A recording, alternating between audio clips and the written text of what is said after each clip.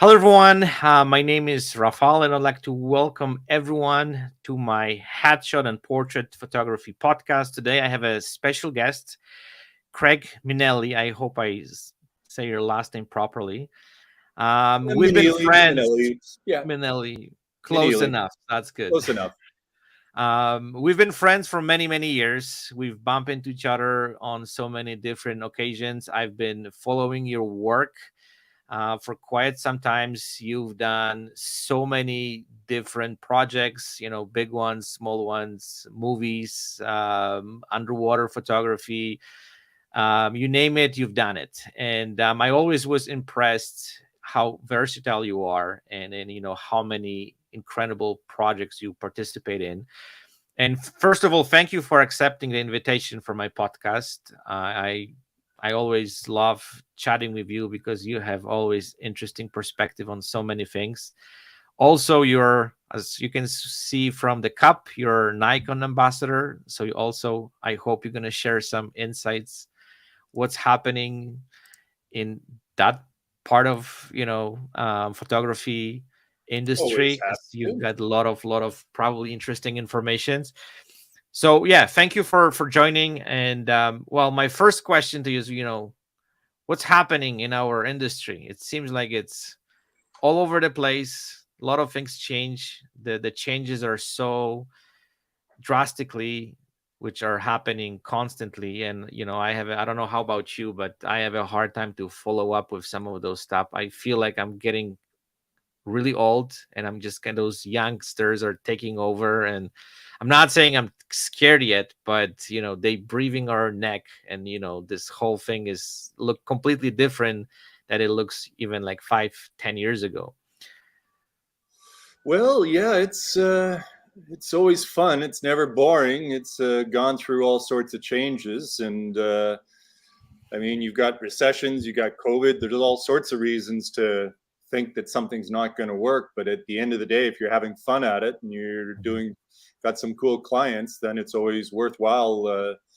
Starting the next day, playing with the camera, and having fun on the next shoot. It's Mhm. kind of the way I tend to look at it. Absolutely. So let me kind of step back. Like, because you've been in this industry for many, many years, you've seen it. I'm guessing you started with film long time ago.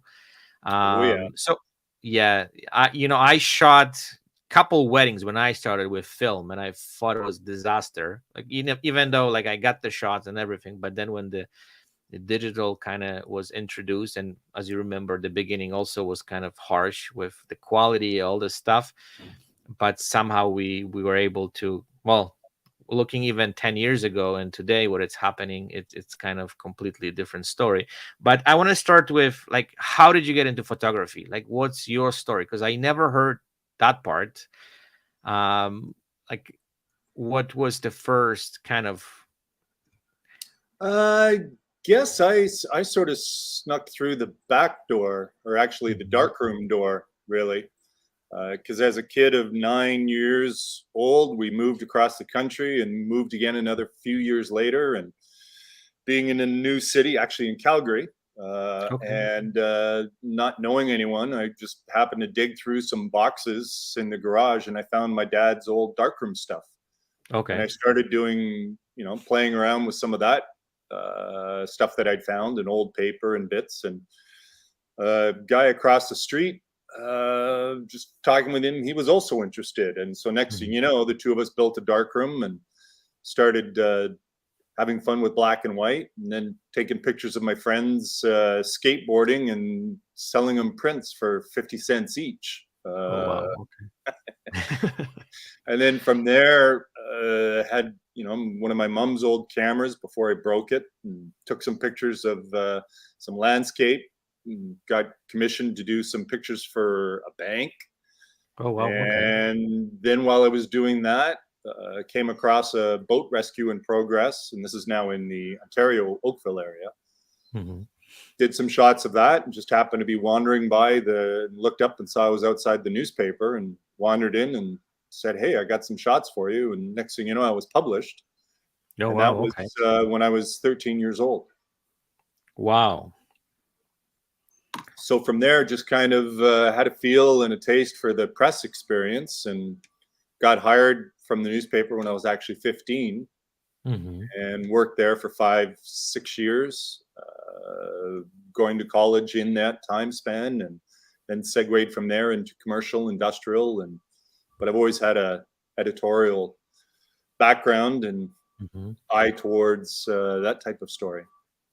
So yeah, So kind of a basically, normal experience for everybody, right?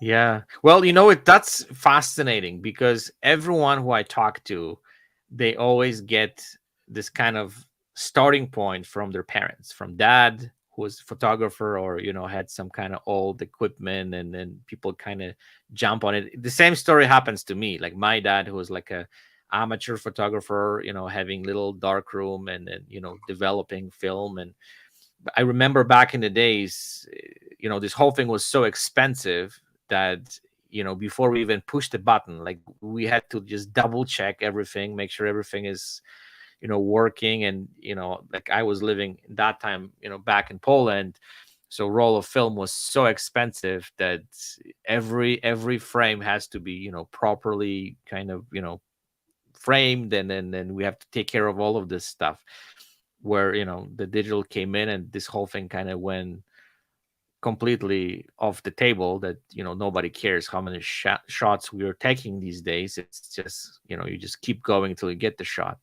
But I think that's also taught me a little bit more respect to when you push the button, and then you just kind of always think in the back of your head, okay, if this is right, it's not just like a stupid pushing the button all the time, right? So yeah. And I think It's the youngster these days, they don't really kind of, oh, well, first of all, they don't remember those days, and they don't have that kind of tension which we had, with taking photos. Was like, I think also photography back in the days was something very exclusive. Like there's not too many photographers, right? There's like, few in the city, and they like take care of all this pictures and stuff. But not everyone was like able to even buy cameras because they were so expensive. I remember my dad bought this Canon camera, and I don't remember how many years he was saving for that. And everything was cleaned up, always polished, put in the box and oh stuff. yeah, So I was that little kid that showed up at the camera store, hanging over the counter, staring down at what was new at the time, the Nikon FM, before I was finally able to save enough to go in and buy that. So that been there, done that. And even mhm. with film, I mean, when I had my first weekend assignment from the newspaper, I was so excited. As 15 years old, my dad had to drive me there. It was a hockey tournament over the weekend, and I can remember I'd shot, I think it was like 9 or 11 rolls of film, because here I was shooting for the paper, and the film was free, and I had just to do stuff. And then I got into the darkroom, and a couple of the full timers were there, and I was all kind of strutting and proud that I had all sorts of darkroom work to do. And they said, "Oh yeah," I mentioned that I had I think it was like 11 rolls, and they were both kind of looked at each other, and they're shaking their heads, and they're going, "Okay, yeah, that's." It's a little excessive, but yeah, he'll learn, because whether you're dealing with film or digital, if you shoot it, you got to deal with it. And Mhm. believe me, going through processing, upwards of a dozen rolls of film, when I really could have done the whole thing on two, even just in terms of the choice of tanks you had to use in the darkroom. The largest one was Mhm. 8. So, you got to expand onwards from there. And then you got to go through and edit and select and Mhm. figure out what's good and what's not. So yeah, you learn pretty quick to think about what you're doing, and whether Yeah. it's film or digital. Yeah, but also I remember with film, there was maybe, I don't know, maybe I'm wrong, but like I felt like was a little bit more excitement, the waiting time, right? Because you have to process the film, you have to wait, you have to make sure Yeah, everything kind of works together, and then you get the film which was processed, and you kind of look closely, this is work or this didn't work.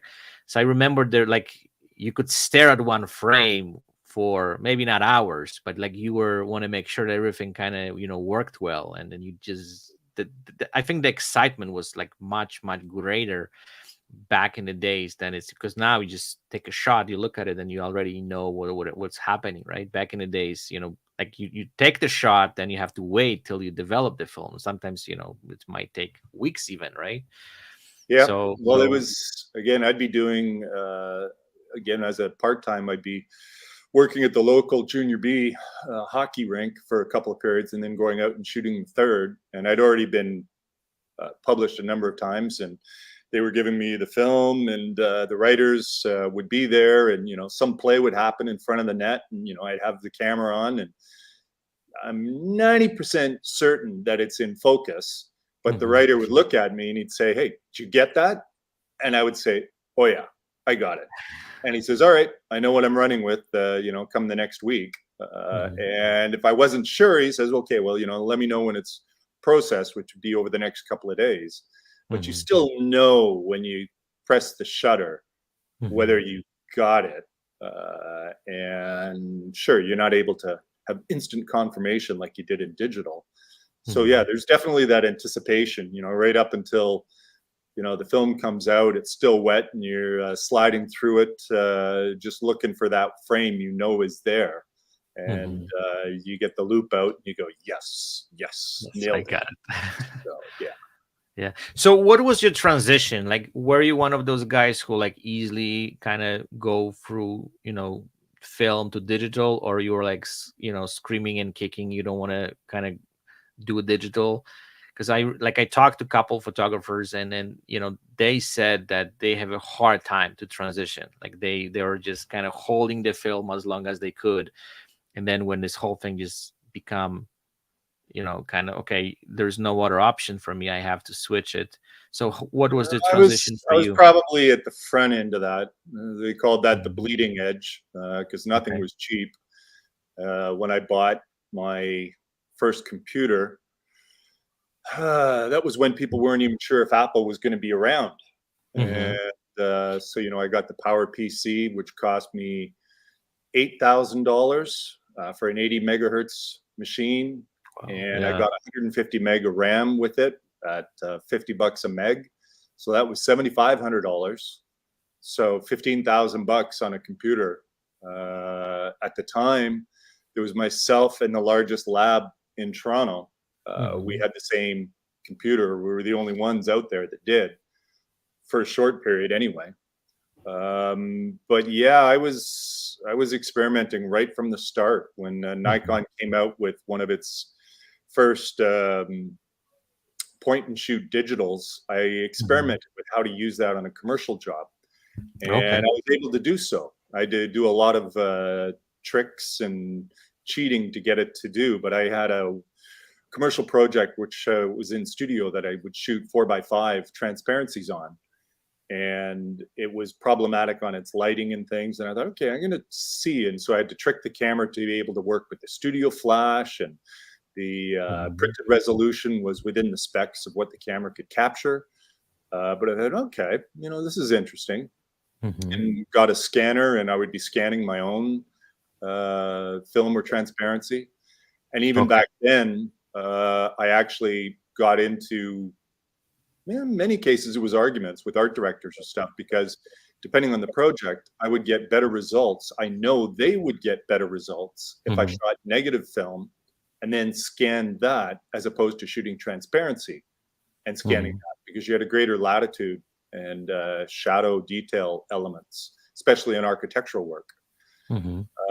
So I resisted getting the very first Kodak and phase cameras that were like $15,000 or $60,000 for the system. But I got the Nikon D1, pre-ordered that long before it was available, and put that into mainstream use right away. So as a commercial photographer, we tended to be, looking back on it, it was about 7 years ahead of the portrait and wedding photography crowd in terms of our digital changeover, or first exposures, if you will. And there was some people from Fuji that were saying at the time that they wished I had shot with Fuji, because they said, as far as they knew, I was the first one to shoot a wedding digitally. Oh wow, Anyway, okay. So did you work with Nikon at that time? Like did or I've always been a Nikon close? photographer. My very Mhm, first camera was Nikon. I never looked back. I always, love what they do and how they hold up for how I do what I do.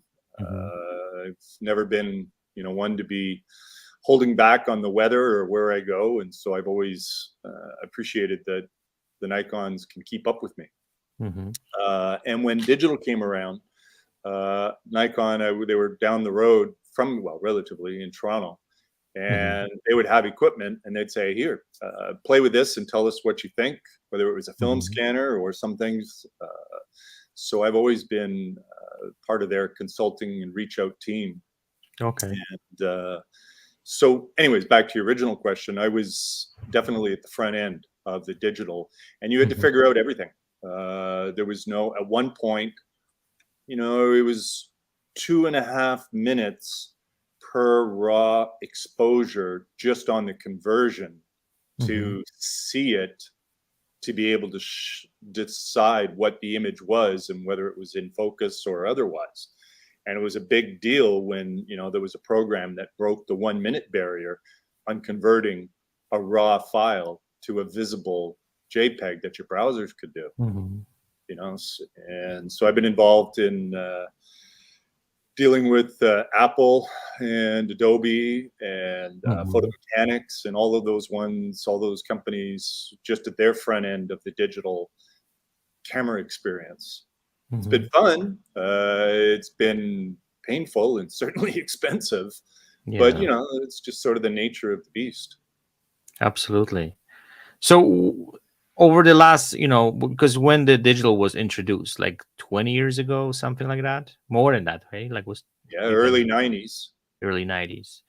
Yeah, So, Photoshop. I had a version. I think it was 2, where there was no undo. You want to talk about commitment issues? Try taking something that you're going to paste into an image, and as soon as you drop it, that's it. No undo, no layers, no nothing. yeah, You want to be really sure of what you're doing. So that yeah, was the part of the fun back then. yeah. Well, this whole thing so evolved over the last, 3 decades that I think people they have no idea how this whole thing even started. And then, because if you think about it, if the first digital was 30 years ago, let's say 25 when kind of hit the big market, it's still like, some people were not even born yet, right? And then now they shooting and all this stuff. Yeah. So how was like so what I want to ask about, like looking at the 25 years, like what was the biggest challenge when it comes to the digital? Um, I would say the biggest challenge on digital then is the same it is as it is now, and that's time Mhm, management. How mhm, to, get through the job that you're tasked with photographing, and mhm, then your computer time that follows. One, to make sure that you don't spend twice as long at the computer as you do behind the camera, and two, to make sure that you have a business sense enough to charge for that and keep your mhm, equipment current, and not not be subject to a client expectation saying, well, it's digital, it's free, why are you charging me for retouching or for a file mhm. output or something? So the challenges are to be able to get to sleep at the end of your day when not getting stuck with a mountain of work that still needs to be Mhm. done through Yeah, and run through the computer. absolutely. I found, this whole thing was just kind of like up and down because I remember I don't even how many years that, the manufacturer which were making cameras, the files got bigger and the computers couldn't run it. Like there was issues with everything was slowing so slow that the computer has a hard time to process those shots, right? Now I Yeah, think we kind of back where the computers kind of went on the top, and then it's much easier to deal with some of those files. So it's interesting how this whole thing is, up and down, right? And I'm guessing the future is going to be kind of the same, that, the companies which makes cameras, they're going to come up with something that the computer is going to have a hard time to handle. I know right now the video is kind of, very strongly coming into the market. But with the files, I think we reached the kind of level where computers don't have as much difficult times as it used to. I remember sometimes, like I got some files in my computer was just getting red from, trying to process, let's say, like 40 layers or something, like I could see that it's just barely making. But so Yeah, well, I mean, if you think about, if I did a business portrait in studio back then, mhm, I would have to transfer, I'd do maybe 30 shots, 50 shots, and then I'd have to transfer that to the computer. That would take, 10 to 15 minutes. And then I would have to, because there wasn't the raw programs to read off the files or even mhm, just to look at what was there, I would work with JPEGs, because again, shooting transparency, you learn to get it right in camera. mhm, But if I was dealing with RAW or something, I mean, each file itself would take a minute and a half to process before you could get to a viewable mhm. Wow. stage. And now, I mean, with the new, with the Nikon mirrorless, while I'm shooting on film sets, I can preview my images in camera. I can rate them right off of the back while I'm looking through the viewfinder. I can decide, Mhm, yeah, this is a great shot. I'm going to give it a 3-star, or here's a 5-star. I get to scroll through, assign that rating stuff through there. I plug my camera into my laptop live using the USB-C, and it comes up, and I can transfer the files over in just a couple of minutes for a couple of hundred images mhm, that now they're on my laptop. If I haven't rated them all, I can go through, I can rate them right then. mhm. I can instantly see and assign that. So even while I'm out on the film set, I'm still ahead of the game with my workflow. Mhm. So that if I do things right on set, I just simply come back to the studio. I plug in the portable drive. That was my backup on set. And now I plug that into my desktop system, and Mhm. my editing and my culling is already done. I do a quick treatments with Lightroom overall. I spit out Mhm. my JPEGs for the upload to the gallery, and then I upload the JPEGs and the RAW to the 2 separate folders that are required by the studios, and I'm done. Uh, Mhm. with 45 megapixel files compared to what was 2.3 megapixel way back Yeah. when. So the time difference, and now the cameras are smart where they're working with us and giving us the options built into the cameras at the time. So learning those opportunities and how to maximize them to your benefit Mhm. definitely is a real treat these days. Yeah. Definitely. Yeah. Well, as you said, like speeding up the process of evaluating and transferring those files can save you so much time, right? Because, Yeah, like if you have to spend hours and hours waiting for downloading those shots, and then it's like if you run a lot of projects, this time adds up, right? And then instead 5-6 hours you spend 10 to 12 hours to just dealing with some of those stuff. So totally. absolutely. So let's switch the gears, and I want to talk to you. And then before we jump on the podcast, we talk a little bit about the business side of Sure. photography. So I want to kind of jump on that because, as I mentioned, I've listened to some of your keynotes, speaking engagement, and you talk very passionately about the business side. So let's kind of, I don't want to go back, like I just want to look at what's happening right now. So what is the biggest challenge right now for photographers to run the business based on your experience? I would say the biggest challenge is probably the same one that has always been around, where people's Hmm. perception that everyone's giving it away for free, Hmm. uh, and how to charge for that, charge against that, I should say. So that comes down to your attitude and how you educate your clients. And sometimes you got to fire a client because if they're just price shopping until they get to the lowest bottom, the bottom of, then you know what, have a nice ride. I'm not going to be there, and you get what you pay for. So at an early stage, I had a section on my website because some of the questions I got were so repetitive that I was getting in the way of my own professionalism, because I was picking up a lot of attitude about, this is why I charge you for an output file. Stop arguing with me. This is the price. So I had a section on my website that for all of the common Q&A. So when I was dealing with clients, either in a quote or an email or a discussion, rather than go over the same things over and over, I would direct them to that page, and they could educate themselves on the information that I provided there for them. And ultimately, it's for the client's benefit. And I'm quite comfortable if there's somebody that's going to be charging very cheaply, because all they do is establish the bottom end, and you make yourself look good accordingly with regards to what you produce, the service that you provide, and the benefits that you bring to your client. Whether it's a portrait or a wedding or an event, there's always people that are going to be doing it for free. But learn your gear, learn how to solve problems for your clients, make them look good, and they will appreciate what you can do for them. And they'll see the value that you bring to the table with what you shoot, how they look better for it, and how that becomes a good symbiotic experience for both of you.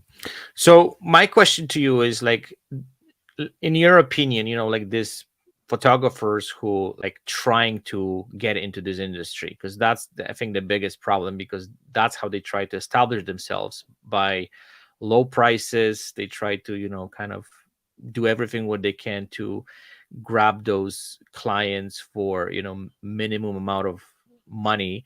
But do those people affecting your business, or you were like long enough in this industry so you've built your clientele to the point that these people, they're not affecting you at all? Like, do you feel that there might be a kind of threat to you, or this is something that you just don't worry at all about it?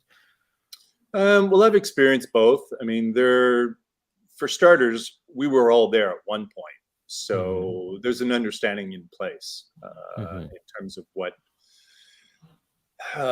they're not the enemy. They're just simply the next phase. And in terms of, bringing them on board to assist or to be able to look after jobs that you can't, or, work with you, it's a natural process. I've had some commercial clients where they said, yeah, you know what? Someone's charging a lot less for what you did. We got to give them a go. And I'd say, okay, that's fine.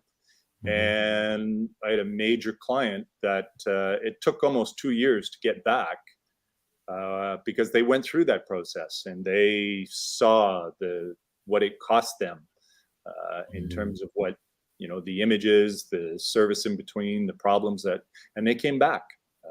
And over time that can happen. It's a little tougher to deal with on the short term.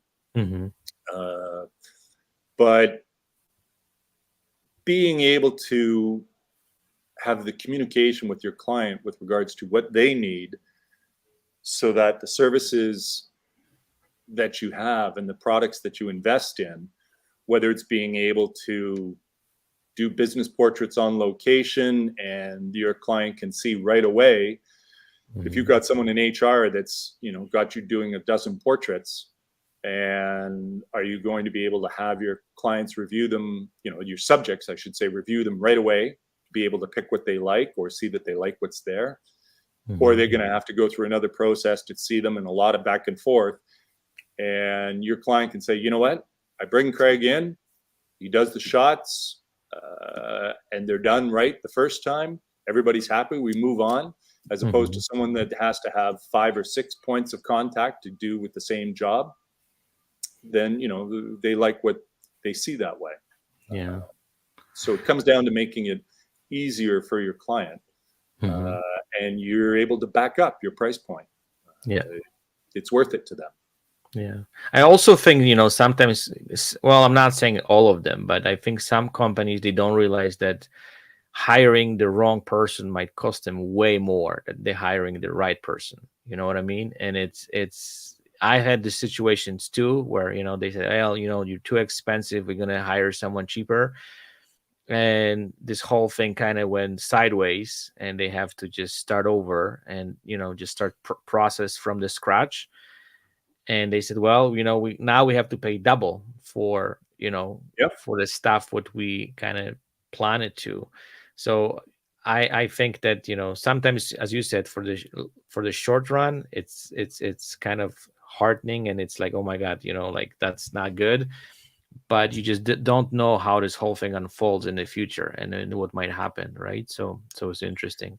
Well, I think we can all empathize with the business owner, the restaurant, that they want to have some shots of their food, but they don't have the money, and so they have bad photography of their food. And you're looking at it, and you're thinking, yeah, that little blue tint and green color off bit to that steak dinner just isn't doing it for me.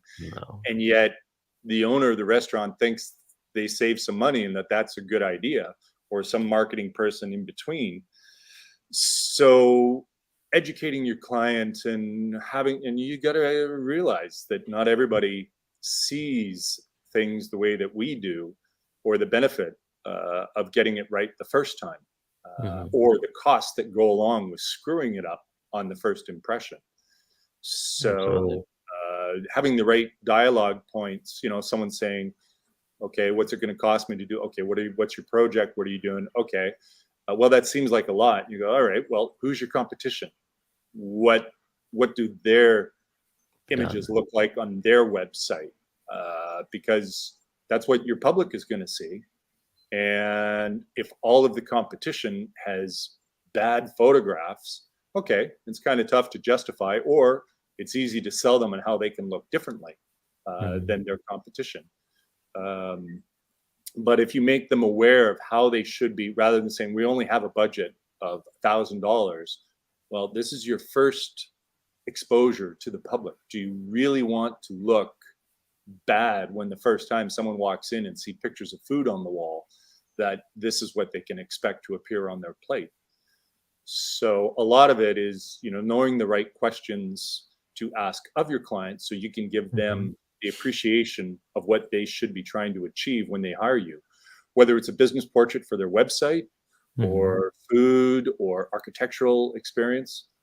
I recently had a job for the airport out here where it actually involved all of the above. There was food, there was architecture, there was people that were involved in there. I gave them a fair quote and didn't hear back, and they've gone with somebody that's cheap, and it's going to show. And it was an odd experience because there was an agency involved, there was people from the company involved, and yet when I went and looked at some of their other installations, I saw bad photography. It's like, oof.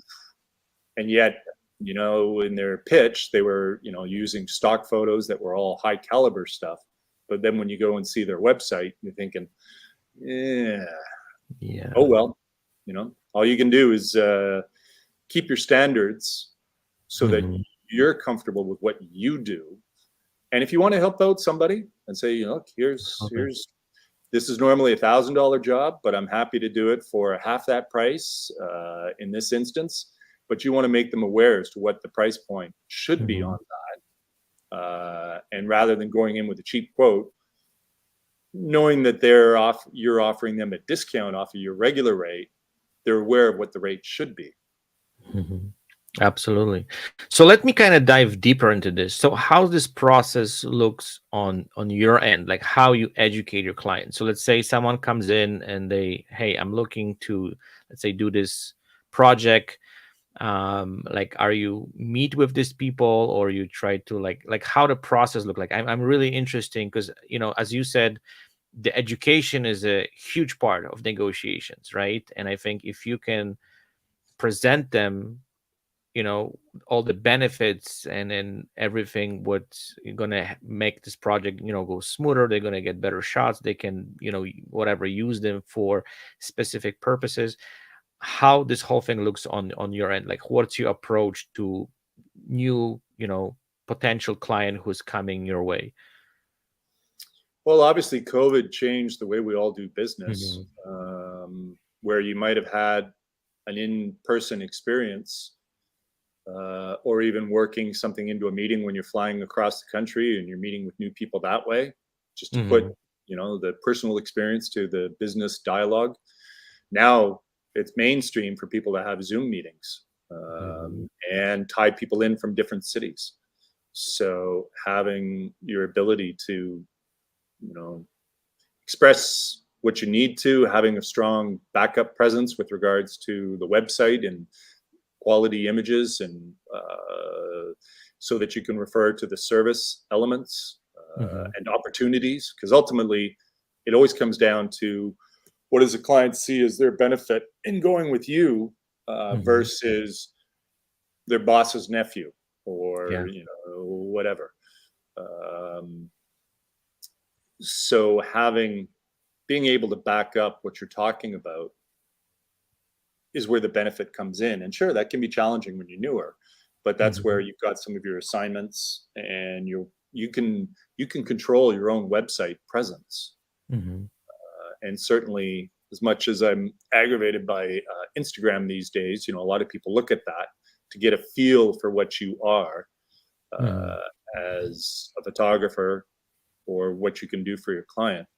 I kind of go the opposite way, because I've invested my time in my website Mhm. and chasing social media to be the next popular trend, or whatever. I don't have time for that. I'll keep up with it to an Mhm. extent, but I don't want someone. I'm not expecting someone to evaluate me based on my social media stuff. That's why I've Mhm. got my website. So whichever way, one or the other, you get your client's attention, and then you sell yourself and the opportunity to them. Mhm. So did you find, because I think, I don't know, like for me, the best client is client who comes from some kind of referral. And those are the clients which, like you, well, I'm not saying you don't have to negotiate. Like it's like 99% it's a done deal. That's what I found. Like if someone refers my services to someone and they have a chance to work with me, it's automatically like the chances to get the contract or project is much quicker. So the point I want to make is that the better service you provide, you work with more clients, then these opportunities start kind of coming in more frequently. And if someone put good word after you, it just completely changes the game. Absolutely. That's why having your own standards and sticking to them is so important. Hmm. And client service is everything. Because if the client remembers a happy experience, that's what their takeaway is, and they're more than happy and encouraged to pass that on to others. Hmm. So whatever, I get a lot of referral work now with some of the movie work and related elements that come along. Um, and I'm new to that industry just within the Hmm. last year or two, and yet I'm getting referrals from people that have been in it for 20 and 30 years. Wow. So having your standards, and not necessarily being a dick about it Hmm. in terms of the dialogues or what you may have, but if you don't value your work and the service levels that you provide, how can you expect anybody else to? Absolutely. Yeah. So presenting those, upholding those, and even if you need to, set aside the dollars for the moment to make sure that your client gets through their project, things go south, something happens, you work with them and you make them a success. That's their takeaway. Hmm. So if you've got a price point where you've got one image, a package on again, using a business portrait as an example, uh, the company's paying for the portrait session. They've got, you have one image that's included, everything else is an upsell. And yet they bring in a casual change Hmm. of clothes, and you give them a free image of them in their casual outfit, which they use as their wedding anniversary gift, or, you know, something for their personal side. Now you've helped them personally outside of the business realm. Didn't cost you anything to be nice and offer them something extra. So Absolutely. their takeaway is that you're somebody they like to work with, and you're somebody that, one, makes them look good, two, is easy to work with, and three, provides added benefit. Absolutely. So let me change the subject a little bit and let's talk about your work a little bit, because you've done so many very, very interesting projects. And I know you could spend probably weeks here talking about them, but is there any special project you've done? Because you, like if everyone would go to your website, you could see there's underwater photography. There is some, from movie sets, you photograph some celebrities. Could you just kind of maybe pick one or two projects which kind of is close to your heart, and then something which was really exciting for you? Um, I love lighting. I love going in and, you know, dealing with this sow's ear and creating the silk's purse, to use an old expression. And so the lighting challenges, I want to be excited about the shots that I get on my own.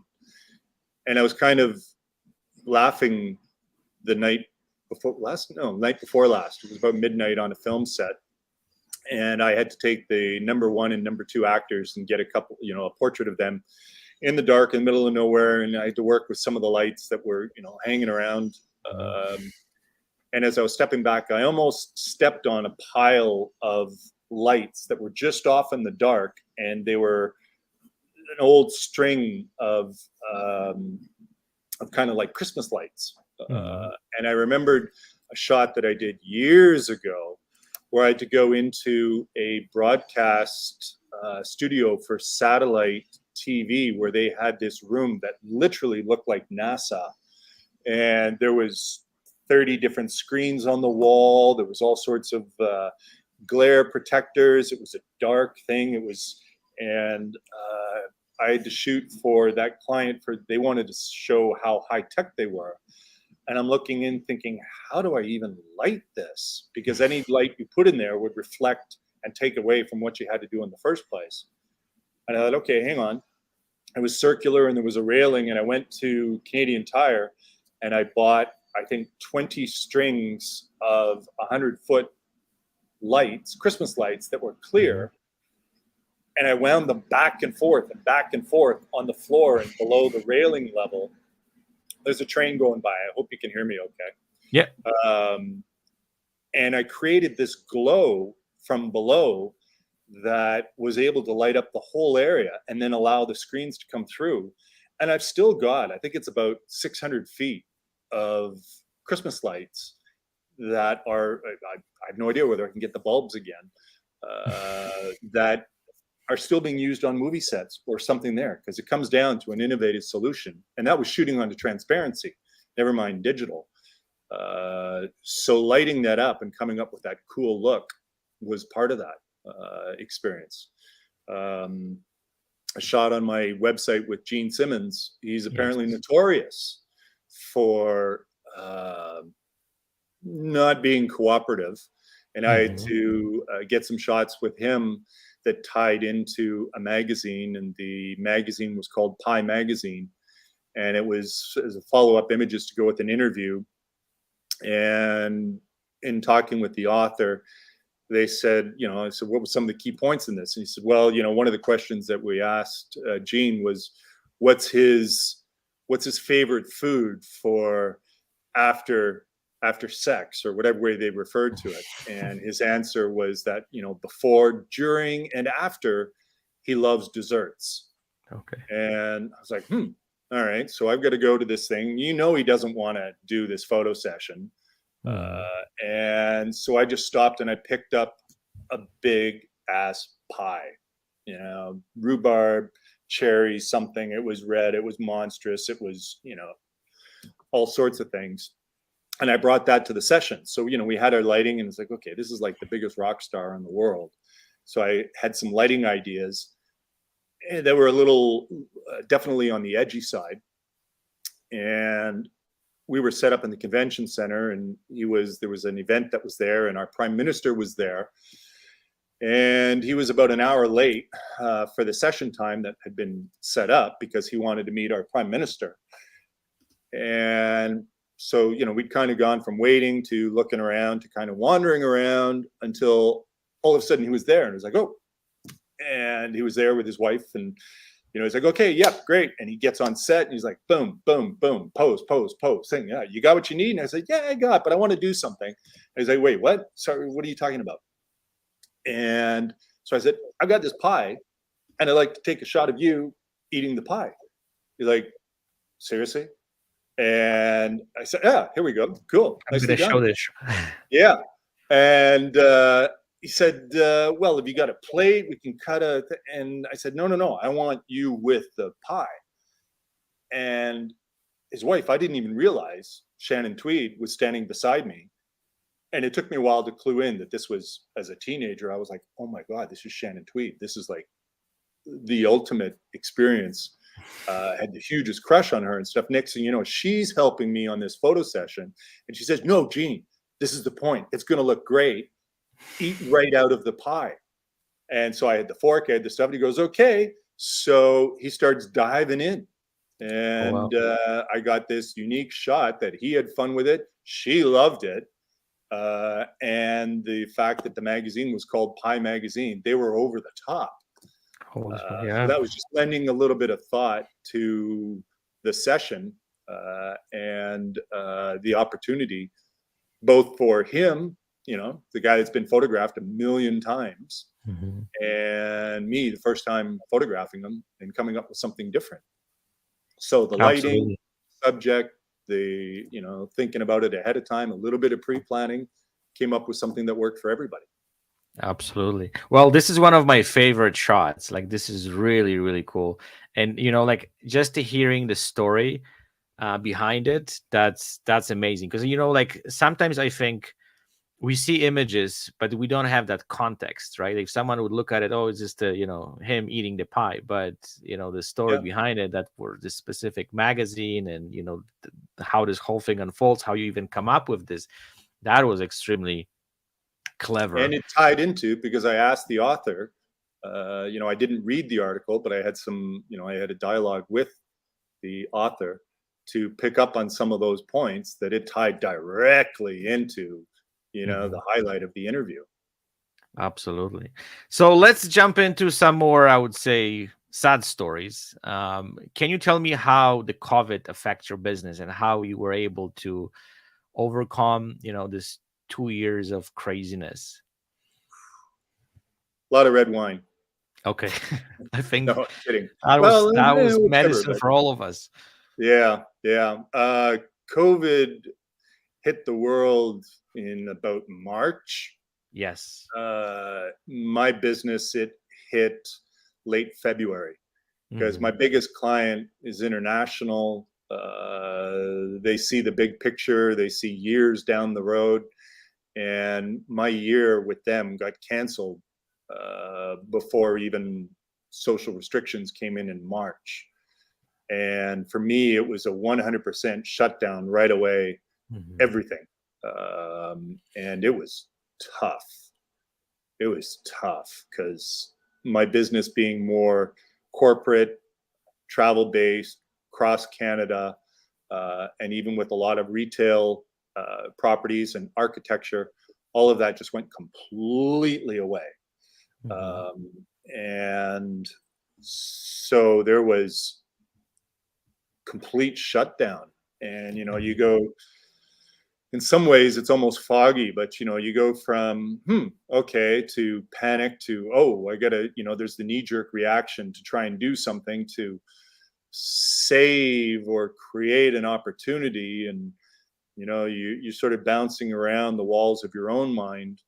And then you realize that everybody you're trying to talk to is bouncing around the walls of their own minds. So there was that transition period until we all realized, yeah, everybody's in it together. And the government programs were being discussed or being kicked around. And as a small business or sole proprietorship, wasn't eligible for any of them. So it was a full year before anything even came to be revenue coming back to me in its most minimal form. So yeah, racked up the bills, the lines of credit.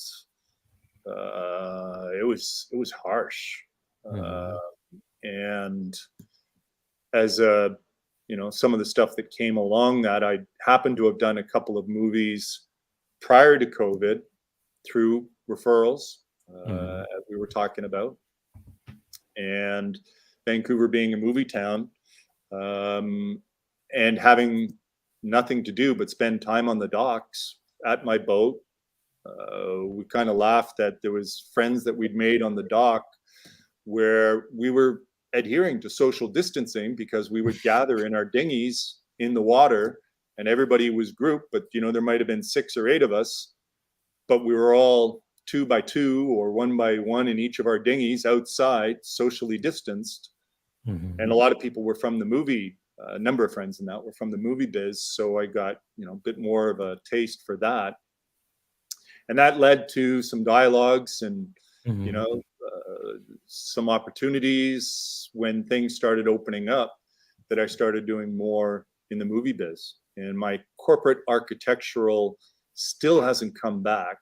The industrial work, that's those projects still live on, and so I've been doing some of that, more of that, and here in BC was all set to do a big industrial shoot, I guess almost a year ago, or fall, something, I forget exactly what it was.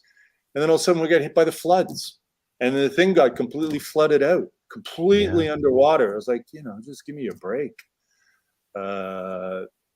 So having some diversity in what you can do, the equipment range to be able to deal with different market sectors, and the flexibility, the willingness to learn.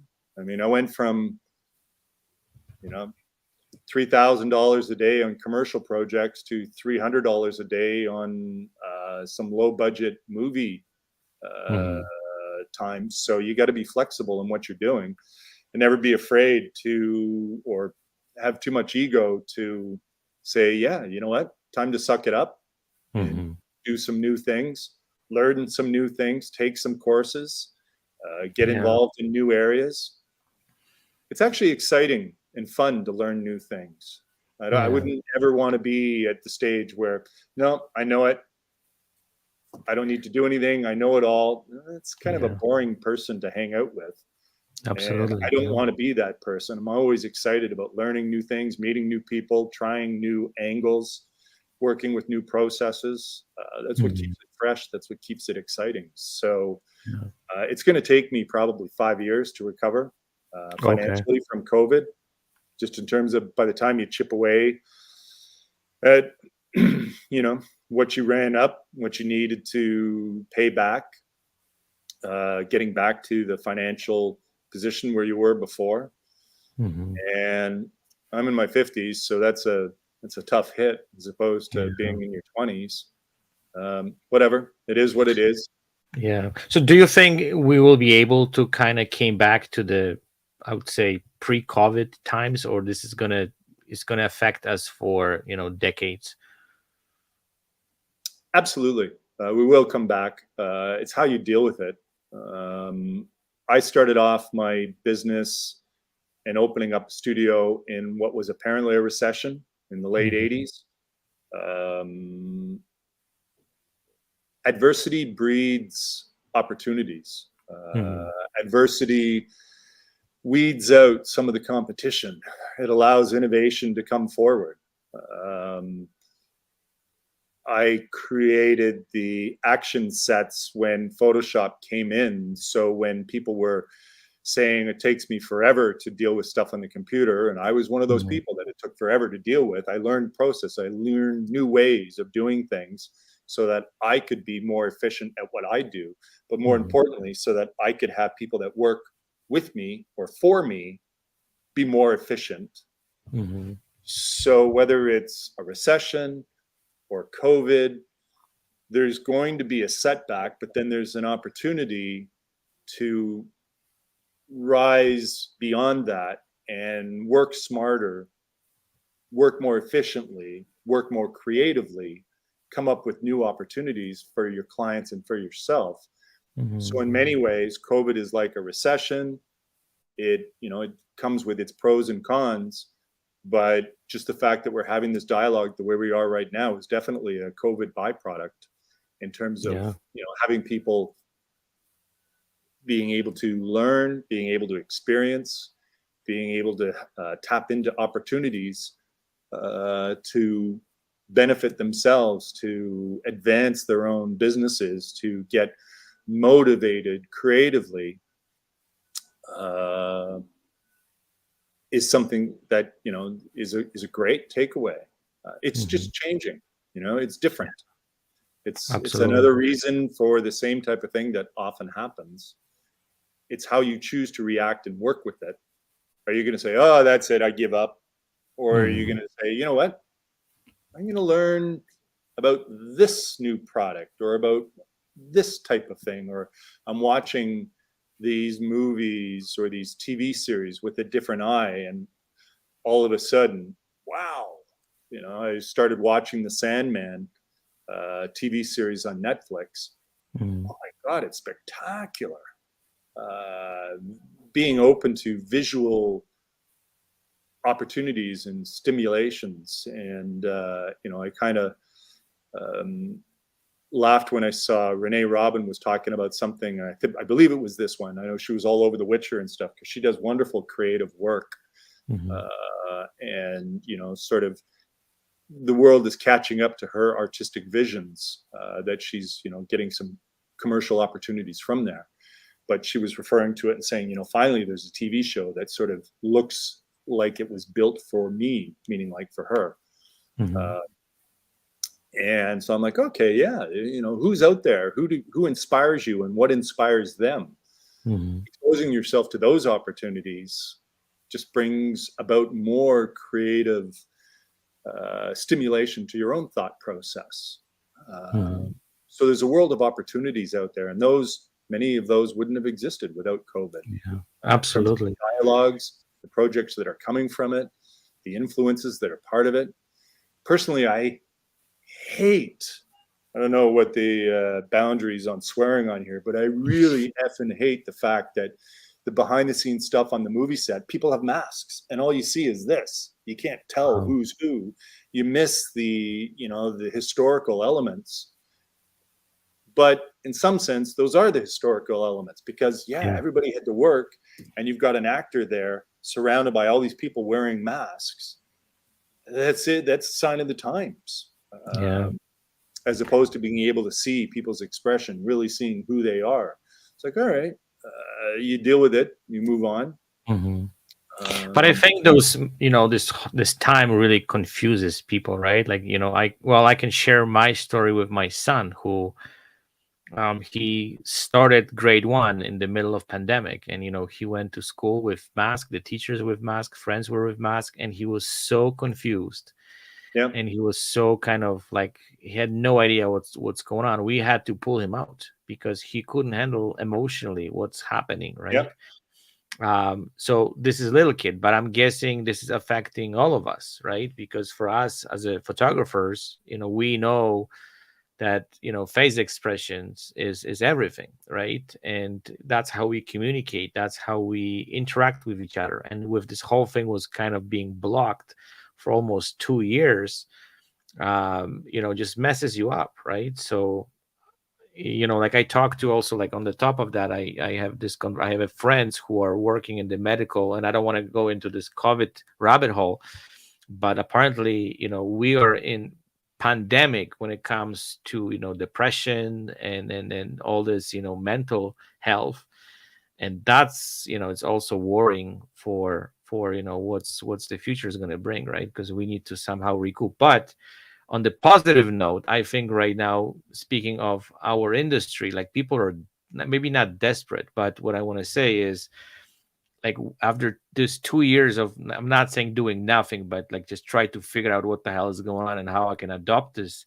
Like people are starving to do projects, right? Like I've met a couple days ago with the college principal, and they want to do some photo shoots for the students. They want to implement photography into the program, and like they just dying to do something to kind of get people together, to collaborate, to work with all sorts of different kind of industries which they never thought they would ever work before.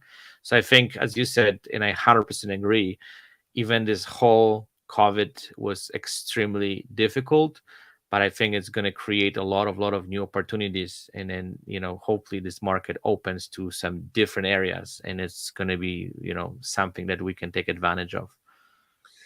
Yeah, I mean, if there's a big takeaway, if there's a worthwhile takeaway from COVID, I would imagine, or I would tend to say that you learn about yourself. Yes. I'm solo, single, had a girlfriend going into COVID. That changed. Different things happened. But, and I don't mind admitting, I had a dark period in there, a really deep, dark period that was really tough to deal with. I had to shut down a lot of things that I was involved in because I just couldn't handle trying to put on a happy face when I wasn't feeling that. But if you're a creative individual, or if you're someone that needs to have that creative stimuli, whether it's creative or whether it's just variety in your day to day, you learn that that's important. And to be able to shoot, to be able to have things that I was working with and shooting on made me feel worthwhile. To not have any of that going on, and because it was missing from my client work because everything was shut down, it put me in a dark place. And if I was just in it for the business, you say, okay, turn off that switch, go over here, do something else, work on there. Okay, fine, whichever. But I recognize that I need that stimuli. I need that input for me to be a happier person. And that in turn, being a happier person generates its own positive energy, which in turn works with others in terms of doing new things, being involved in new industries. For me, it was the film and TV area, and being able to be that positive individual that people want to engage with, which in turn comes back to the business validation. So promoting and recognizing that I need to have that creative stimuli almost accidentally becomes a smart business decision. Even if I'm doing things at a 10th of the daily rate that I was doing beforehand. Oh yeah. So that was a takeaway. As a kid, we moved across Canada 3-4 times. So I was always having to be the new kid at school, and always having to make new friends, or always having to leave those friends and move into new ones, and then getting involved in the playground fights and stuff all over again, and then all over again. So that affects who you are. Yeah. But don't you think, that before pandemic, before COVID, we were like literally 24/7 on the go, right? There was no time to really think about yourself. There was no time to focus on, on you.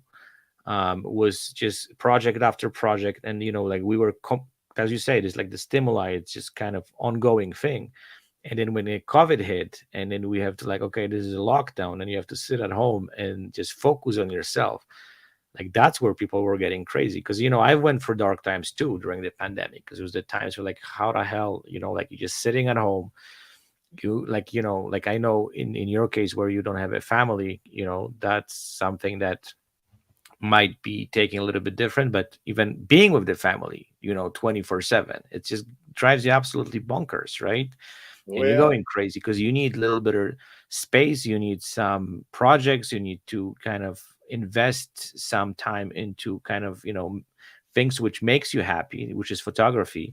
And when this everything is taking away from you, like you just going absolutely crazy. And I don't blame people that it's so hard to kind of, and it wasn't like even a process. We were just like literally overnight, right? It was just like you go go go, and then it's like shut down, right? And you Yeah. just like you on your own, you deal with yourself. I For me, what saved my ass to say I was going on the walks every single day for like hour, a couple hours, just to kind of get out of home, just kind of step out of the place where I live, so I could just take my mind off everything what is happening. But like I know different people take those type of things different ways, but yeah, for our mental health, that was disaster. And then also, like, the media also were pushing this terrifying information where you're just like freaking out, how this is going to affect me, how this is going to affect my family. Like, you just constantly bombarded with all this negative stuff.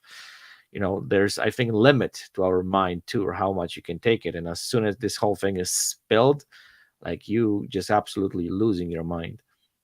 So you could spend the rest of the day, the week, the month, the everything talking about COVID and Mm-hmm. the plus, the minus things, but when it comes down to it,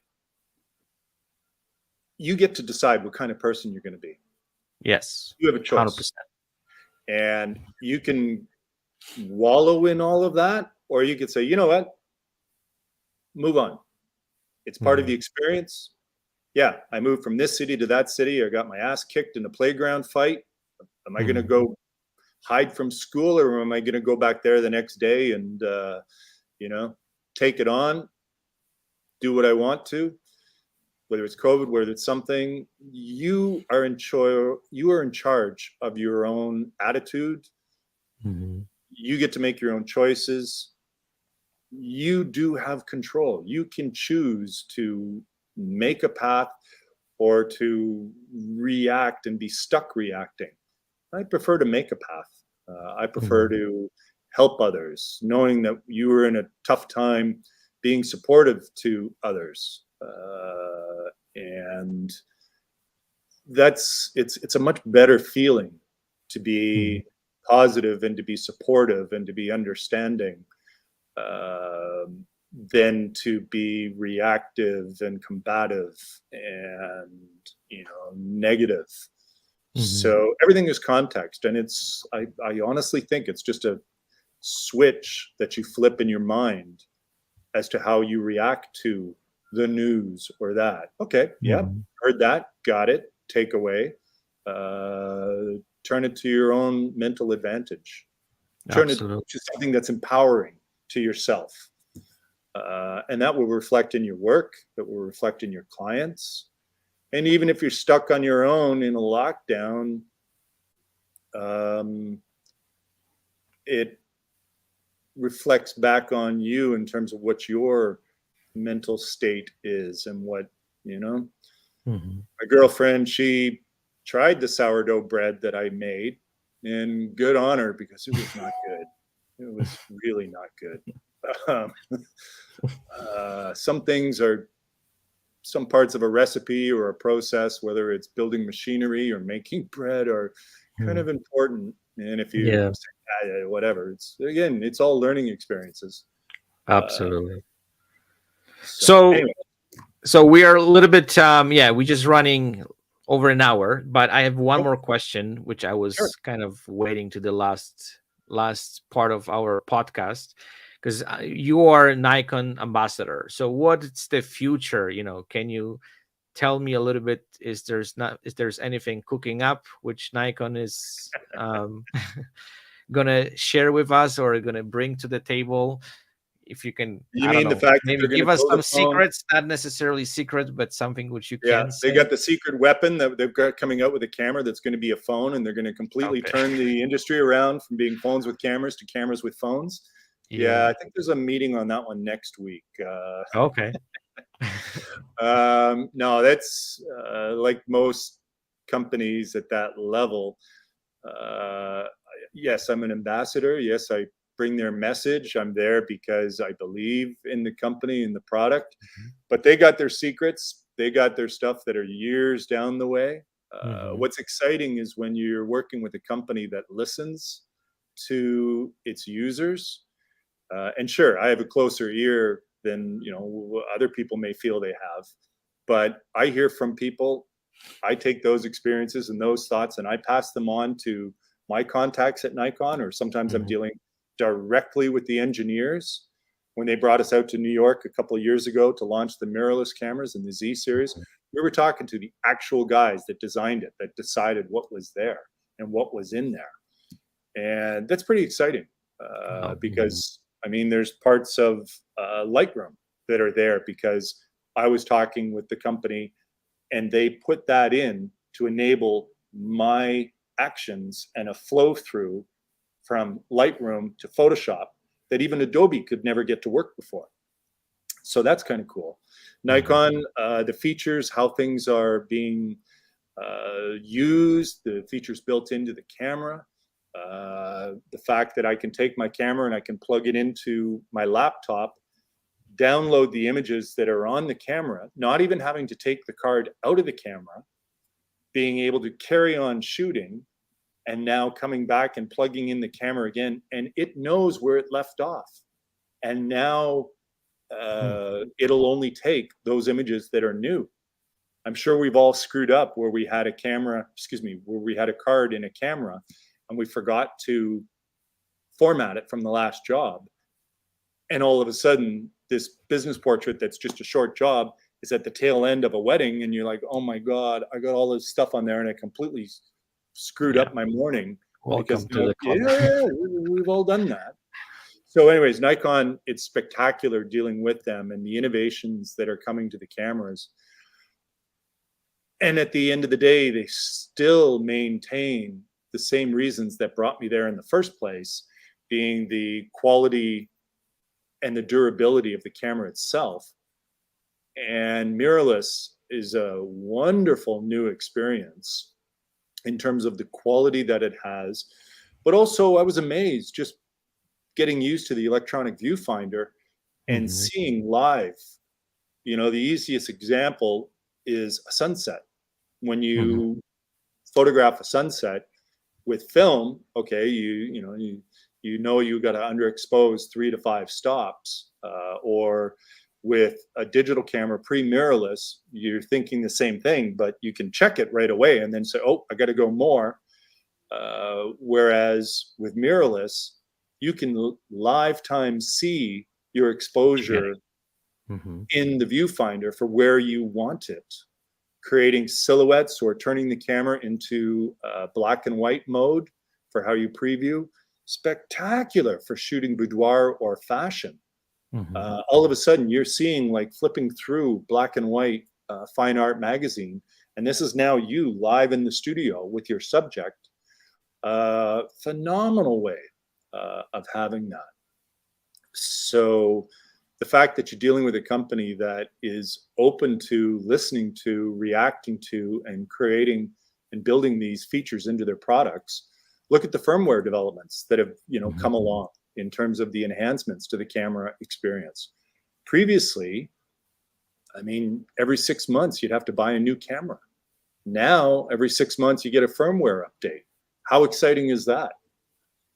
Yeah, So yes. I think it's amazing because because I think we're also getting used to our cameras, right? When you're just shooting and you just like learn how to process this whole thing, and then you Yep. don't have to switch, because I remember when I'm sure you remember that times too, where the cameras were coming out every 6 months. You have to like relearn this whole thing, right? Because they Oh just yeah. changing settings, they change buttons, they just move things around, and you just like going to like wedding where you were used to kind of work quick and fast, and all of a sudden you got to kind of start this whole process all over again. And I Yep. know like that was a good thing because you were learning, you have to think sometimes.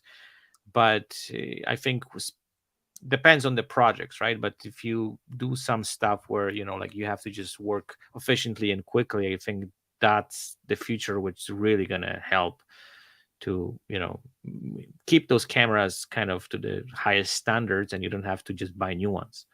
Yeah. But at the end of the day, it comes down to light and being Yeah. able to see the light, recognize the light.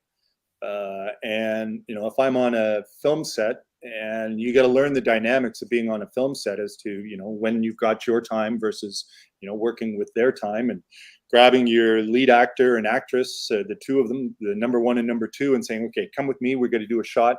And there's a spot you see where there's a crossover of the light that's coming through. And if they face a certain way, you get that edge spill of the light here, and you position her so the light's coming straight into her face, and you put him on the angle so he's got cross lighting coming across, and you come up with this portrait of the two of them that looks fabulous out of nothing.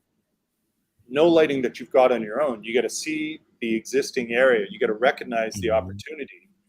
You've got a camera now that can keep up with your exposures, that can keep up with the technical aspects, that can work at 10,000 or 12,000 ISO, and deal with the technical elements, but you still have to see that in the first place. Absolutely. And guess what? You've only got 20, 40 seconds to do all of that, because that's the only time you get between takes. Another shoot that I was on last week, they had a Christmas set going on. It's 2:00 in the morning. There's no lights. There's only the lights that are on these Christmas decorations. And I've got to come up with a movie poster look for the number one and number two actors together. And I've got to find that spot. And they recognize that I know what I'm doing. They trust me. And I'm literally moving them millimeters and micro adjustments on their pose. Okay, back, forward. Yep. No, hang on. Right there. Yep. Look. Okay. Now look natural and comfortable and smile and looking over here. Mm-hmm. And there's a relationship. There's a dialogue that goes on where they trust me to make them look good. So whether it's actors on a set at 2:00 in the morning being lit by a couple of loose strings of Christmas lights, or a client that wants me to work with their restaurant opening where they need food and architecture and employee photographs to make them look good, it still comes down to the dialogue that I have with them, that they can be comfortable in working with me, knowing that I will get the job done, get it done right, and make them either look good or make them enable them to sell to their own clients and be profitable on their own. Mm-hmm. But again, so equipment is the one thing, but the experience and understanding lighting, it comes with 30 or 40 years of shooting and working on different projects. So look at the old Hollywood glamour style of black and white. Yeah. And interestingly, if you go, spectacular imagery. And a good takeaway from that is to use that in context of the current image salons and the likes, where judges say, oh, this image is wrong. There's this bright light over here that's taking off, and the negative space, and the blah, blah, blah, blah, blah, blah, blah. Look at some of these classic images that we see and we take away, and you realize they ignored, or they would get like a 71 in today's judging standards, and yet these are seen as spectacular historical images. See those images, learn from those images, use them in context. That will help you see the light, work with the light, and get excited about working with the light. Absolutely. Okay. Thank you so much for your time.